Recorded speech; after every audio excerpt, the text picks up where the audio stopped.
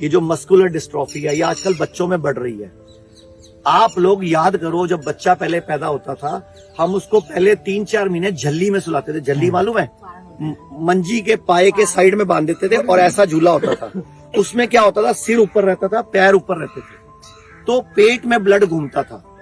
अभी आप झूले लेके आते हो क्योंकि आपके पास पैसे आ गए हैं, और गांव में भी लोगों ने झल्ली बंद कर दी है।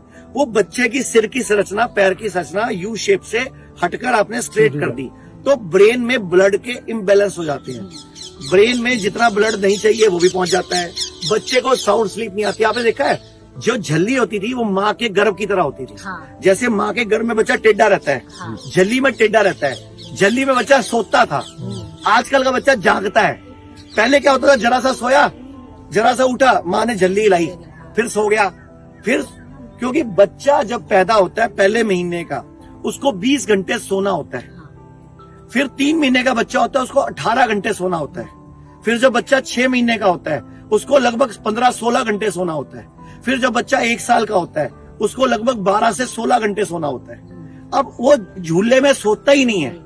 जब उसकी नींद ठीक नहीं होगी तो ब्रेन में ब्लड सर्कुलेशन बिगड़ गया, घुटने में बिगड़ गया, पैर में बिगड़ गया, तो बच्चों के दिल में छेद आ रहा है, मस्कुलर डिस्ट्रॉफी आ रही है, ऑटिज्म आ रहा है। तो मैं सारे भारत से बोलूंगा, अपने घर में एक एक खाट रखो, खाट, मंजी नहीं तो एक डंडा बनवाओ, उस पे झूला बांध दो। ऐसे झल्ली कपड़े की बांधनी होती है और उसमें सुलाना था, क्योंकि बच्चे को कई महीने तक मानसिक रूप से मुझे विकसित करना है, तो उसको वही गर्भ चाहिए, गर्भ।